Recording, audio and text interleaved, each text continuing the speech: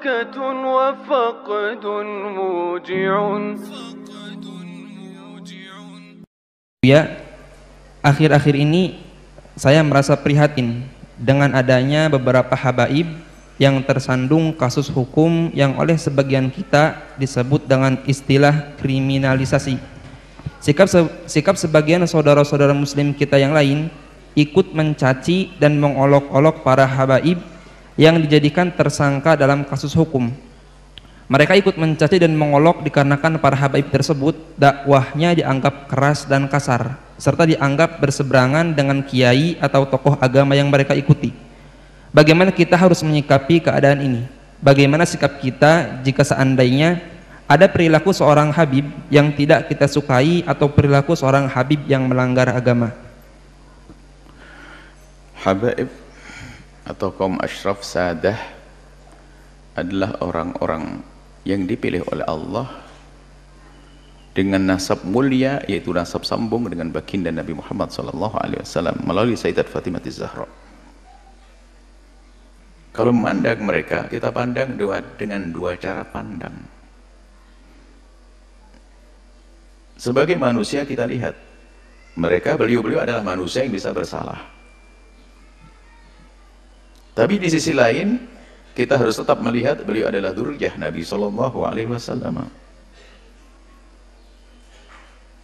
Kalau mereka melakukan kesalahan, jangan sampai kita menjadikan merendahkan kehabaibannya. Naudzubillah. Kadang muncul kebencian di hati kita. Habib. Ini sudah ada muncul kebencian. Kalau dia salah, kita katakan salah sebagai manusia. Tapi jangan dihubung-hubungkan dengan istilah habaib.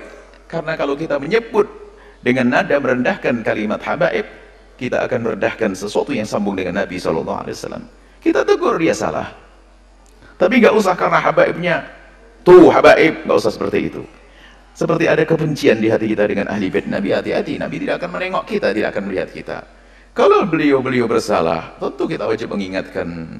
Bahkan kewajiban kita mengingatkan beliau lebih daripada kita mengingatkan yang lainnya. Kenapa? Karena kita mengambil hidayah daripada kakek beliau. Kenapa di saat cucu baginda Nabi melakukan salah kok kita diam-diam saja?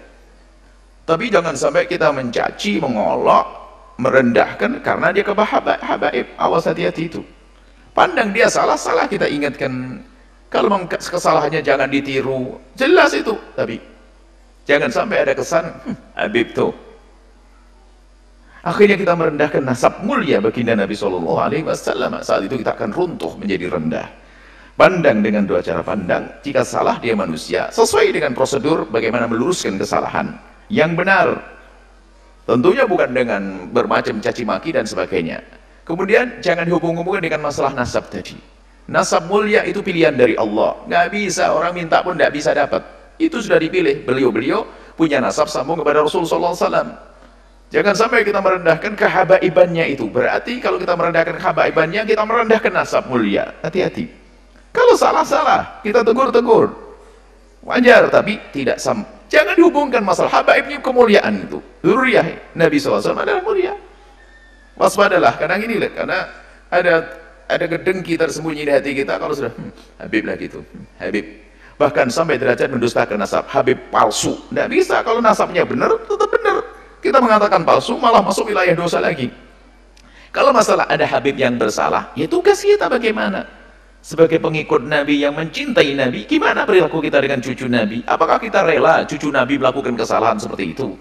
Kalau kita rela, Nabi tidak akan rela kepada kita. Nabi akan marah, kamu mengambil hidayah dariku, tapi cucuku salah kau biarkan. Akan marah Rasulullah kepada kita. Tapi juga jangan dicaci, direndahkan gara-gara kehabaibannya. Hati-hati. Ini penting sekali masalah urusan dengan habaib dzurriyyah baginda Nabi Muhammad SAW. Wallahu a'lam bishawab.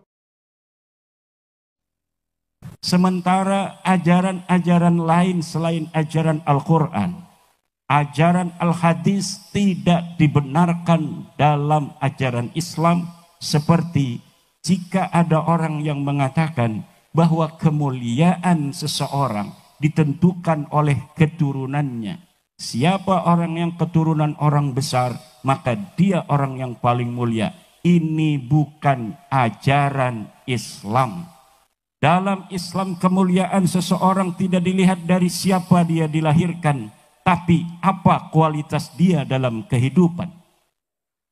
Kemuliaan seseorang tidak dilihat dari siapa dia bapaknya, tapi dilihat dari seberapa besar takwanya kepada Allah Subhanahu wa ta'ala.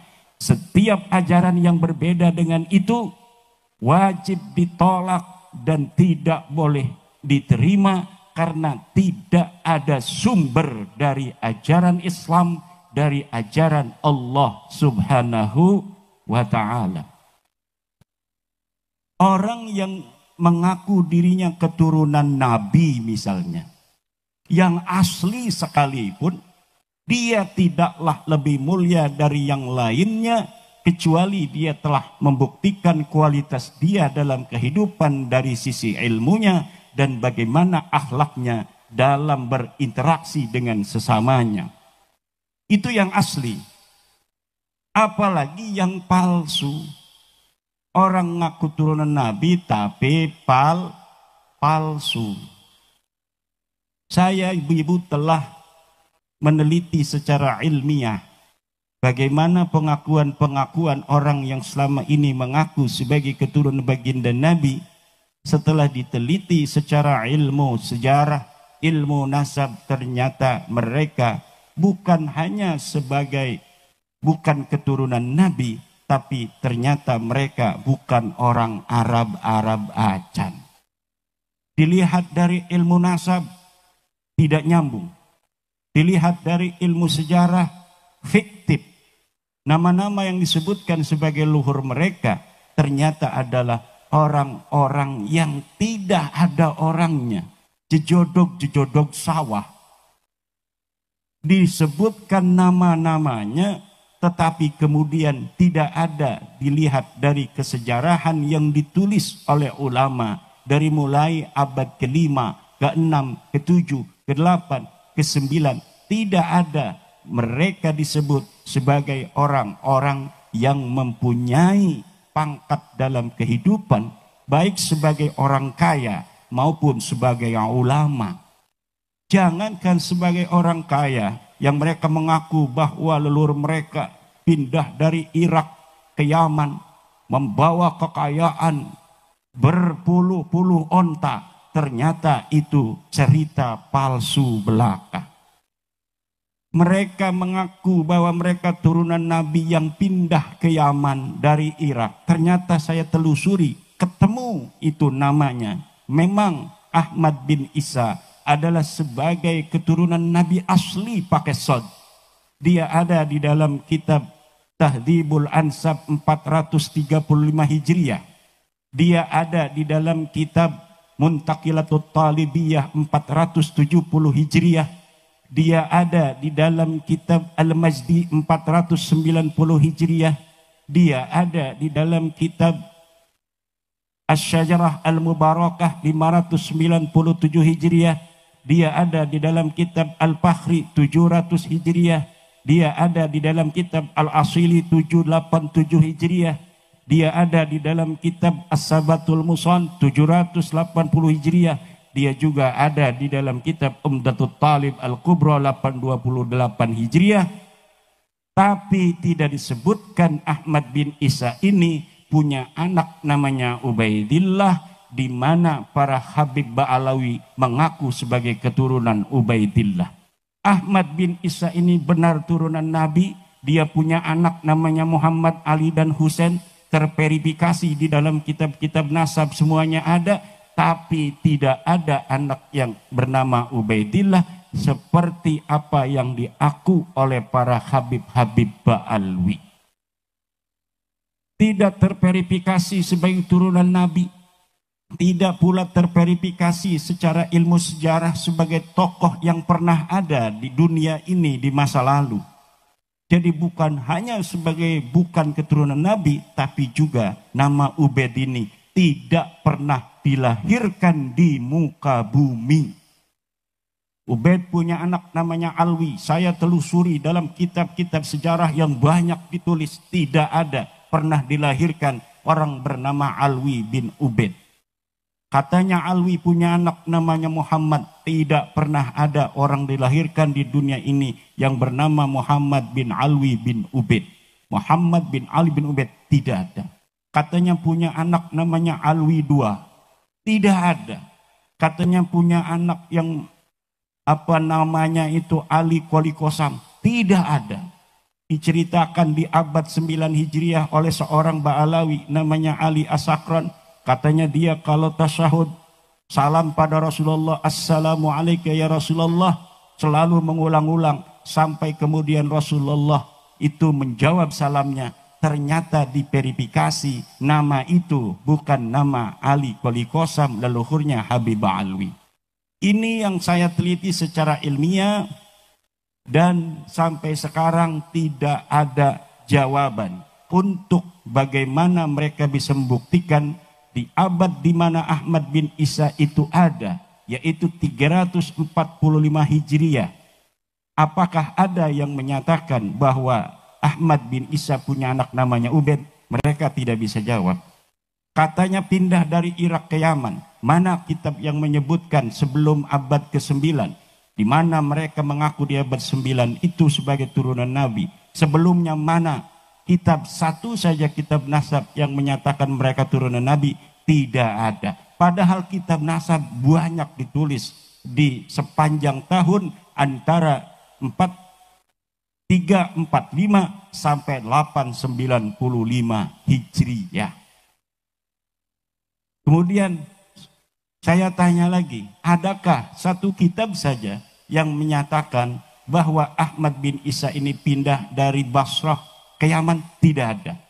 Saya dapat membuktikan bahwa Ahmad bin Isa ini ada di kota Madinah, di satu kampung namanya Kampung Surya, di mana Kampung Surya ini adalah salah satu kampung di Madinah Al-Munawwarah yang menjadi basis seluruh keturunan baginda Nabi. Ahmad bin Isa ada di situ 243 Hijriah. Dan tidak ada keterangan bahwa beliau pernah pindah ke Basrah atau dari Basrah pindah ke Yaman. Tidak ada. Dia orang Madinah, ada di Madinah. Wafatnya tidak disebutkan di dalam kitab Al-Ghaibah karangan At-Tusi di abad ke-5. Tetapi mengenai dia tidak punya anak namanya Ubaid, itu telah menjadi konsensus seluruh para penulis kitab-kitab nasab. Tidak ada Ahmad bin Isa alaihi salam mempunyai anak namanya Ubaidillah. Tidak ada orang namanya Ubaidillah ini pernah ada di Yaman. Kitab-kitab Yaman sudah ada. Tabaqat Fuqaha il-Yaman, Tabaqat Sulaha il-Yaman, Tarikh Al-Yafi'i, Tarikh As-Suluk. Tidak ada yang menyebut nama orang, nama Faqih Muqaddam, tidak ada. Katanya wali mi'rajnya 70 kali, tidak ada. Kalau Syekh Abdul Qadir Al-Jailani disebutkan sebagai seorang waliullah, itu ada di dalam kitab-kitab yang di mana dia lahir, dia hidup, itu ada ulama-ulama lain yang mencatat keberadaannya. Hari ini Imaduddin Usman ada di dunia ini tahun 2024. Nyari aja di Google Imaduddin Usman, thread akan banyak berita tentang Imaduddin Usman. Itu ditulis oleh orang lain membuktikan eksistensinya pernah ada. Kalau misalnya 1000 tahun lagi mau dicari, pernahkah ada di Lampung seorang bernama Kiai Ulin Nuha yang ada di Lempuyang? Pas dicari data-data masa lalu tahun 2024 ada berita Kiai Imaduddin Usman mendatangi pondok pesantren Darul Ulum asuhan Kiai Haji Ulin Nuha Al-Hafidh. Ada yang nulis, ternyata itu bisa ditelusuri.